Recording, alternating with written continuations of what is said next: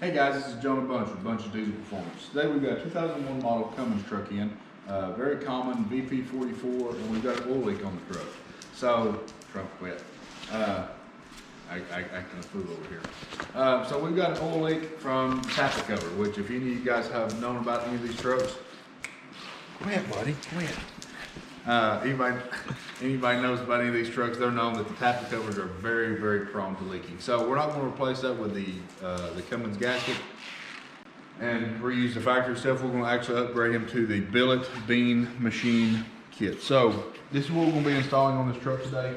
Like I said, there's plenty of other pictures and things y'all can see. When we get down in there, we'll give y'all a little bit more of an overview. But tappet cover runs along the side of the engine there, and this is what we're going to be replacing it with. The reason this is better is because instead of a factory gasket, like we will show you when we pull the other one out, this actually has a machined O-ring in it and O-ring seals for all the bolts that go in. So it's going to make it have a good leak-proof seal.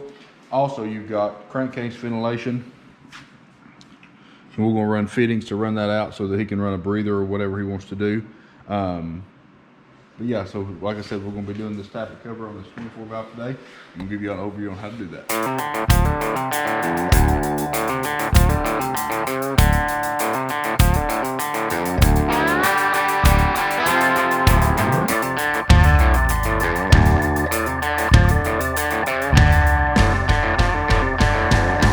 All right, so the first thing we're going to have to do to get to our tappet cover gasket is we're going to need to remove our VP44 pump. Now, in order to do that, we're going to go ahead and start off by removing this intake horn piece. So we need to take an 11 millimeter, take these clamps off.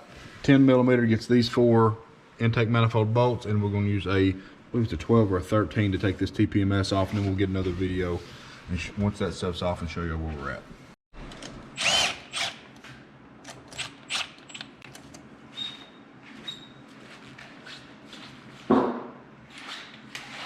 Pretty paper, pretty ribbon.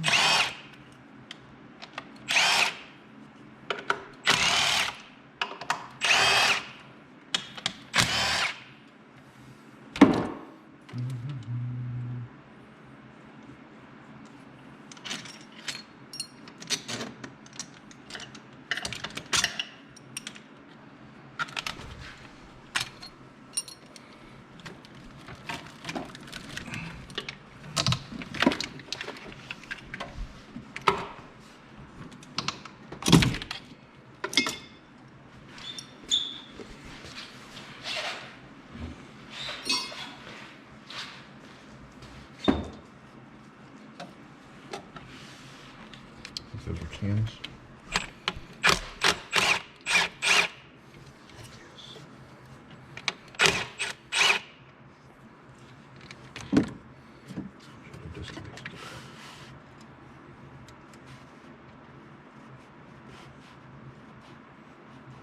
Come on now, baby.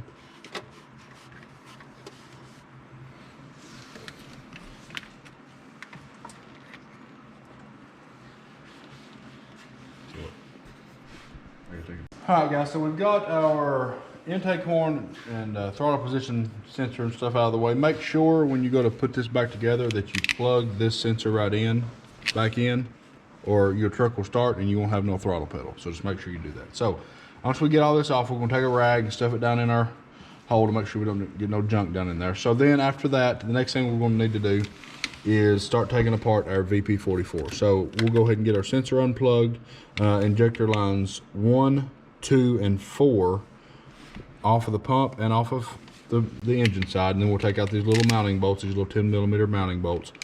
Pull those injection lines out together. There's no point in taking these clamps that hold them together apart. It does not help anything. So leave them all as a joint, makes it go together a lot faster.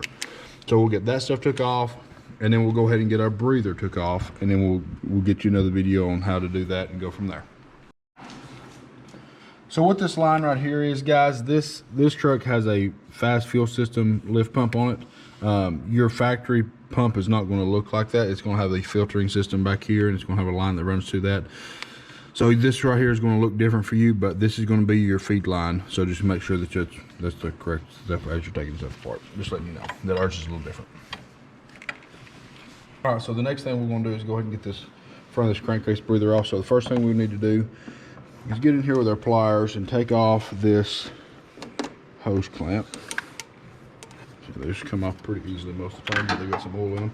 Then you're just gonna get in here. That should rotate about 3/4 of a turn. And so this is what we was taking off right here. So the next thing you're going to want to do is we need to set our dowel pin. So there's a pin that holds this pump where it goes into this gear. We need to get that set at the top. So if y'all can see down in there, it's kind of hard to see, but right in here, let me get my flashlight out here. So you can see our pump nut. So we'll get down in here with our, well, let's see, we can actually stick our GoPro down in here.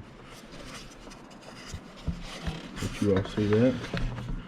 So as you can see, there's the gear. So we're trying to find that keyway. And then what we're going to do is we need to get that keyway to the 12 o'clock position, so that way when the pump comes out, we're not dropping that keyway. Guys, so we've got the old tappet cover off, and as you can see, this gasket is pretty brittle and wore out. The original design from Dodge was to put this rubber gasket all the way around it, and you tighten it with these center bolts, and that forces it to seal right here. Which really, like I said, it works for a little while, but it's not a long-term solution when you compare it to this, like I said, that has the O-ring built into it. So we'll get this going on and give y'all some more video in just a minute. One of the main things we had to get out of the way was the VP44 pump. This truck it's got a fairly newer pump on the truck. I think he said it's like 4 or 5 years old, not very old. There's a ton of good videos out there on the install and removal of this pump, so we didn't really go through that. Didn't want to waste the time on that. I believe Thoroughbred Diesel makes a really good video detailing exactly how to pull every little detail of this pump off. So if y'all need to see the details of that, we can do that, but we'll run through it real quick. You got the 27mm nut that you've got to back off once the little keyway is where it needs to be. 4 15mm bolts, and then you've got 2 13 mils on this little bracket back here in the back. Another thing that we had to get off was the ECM. So the ECM takes, what size was that? A 4mm Allen head that's going to hold it in the center right there to hold the plug in place. Then it also takes 3 10mm bolts to get, and then you pull the ECM right out. So let's walk over the truck, get you all an overview of kind of where we're at right now. So as you can see, what we've done is just kind of took some brake cleaner and cleaned all that off from where the oil was leaking. Took a rag and wiped the edges of it off. So this is what we've all got off. We're ready to start putting this thing back on. We're gonna go ahead and wipe this off one more time and get it back installed. All right, guys, so we got our new tappet cover installed. So just gonna give y'all a couple shots of this and how it went in, so y'all can see the nice billet tappet cover down in there. So you've got these bolts right here. You've got 1, 2, 3, 4 Allen heads, and you've got 2 of these spacers where your ECM is going to go. That's going to go in hole number 3 and hole number 5. All of those are going to torque to 17 foot-pounds. Start in the center and work your way out. 17 foot-pounds, and then we went and got some fittings back here in the back. I don't know if you can see that. Yeah, I know we'll get back there. Those yeah, right there you can see those are number 12 O-ring boss fittings. And so what we're going to do with those is we're going to run some new AN fittings on there and some 5/8 line, and we're going to run it out to a catch can, so he's got all that, so any blow by is down outside of the truck, not running in here and getting crap all over his motor. So like I said, just make sure y'all are being careful when you put that together. Those are never going to leak as long as you get it in there. Take your time. Make sure you're not hanging nothing up on that O-ring. Like I said, just take your time and do it right the first time. All right, guys, so we made a little bit of progress on our install here. So we've got our ECM put back in, as you can see. Like again, that is 3 10mm bolts. It's going to go into those. So you can get that camera down in there. You can see where the way the kit comes, it makes a spacer hole or those spacers allow the bolts to sit in just like they did from the factory. Okay, so we're getting that put in. Just got our pump set back in. Make sure when you're putting your pump in that the keyway, when you're putting it in, if you'll have your body, so we do them like this right here, and I can watch the keyway on the pump go into the gear so that you know you're lining that up. So that you can sit here and just watch and just guide that right in. And like I said, so now we're gonna go ahead and get our pump installed and keep on with this process. All right, guys, so we got our truck finished up here. We'll bring that over and give you a little shot if you can see this here. If you look back in there, you can see the nice new billet tappet cover. Again, this is a super common problem for these old Dodge trucks.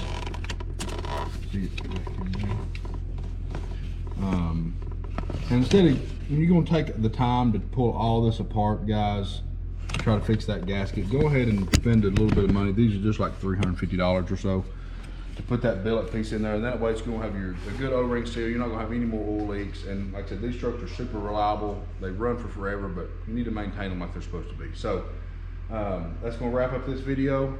If y'all wanna see anything else, if you wanna see something maybe a little bit more instructional, or maybe if you like this video, just give us a comment. Make sure you like and subscribe, and if you wanna see anything in the future, let us know. Thank you all, we'll catch you next time.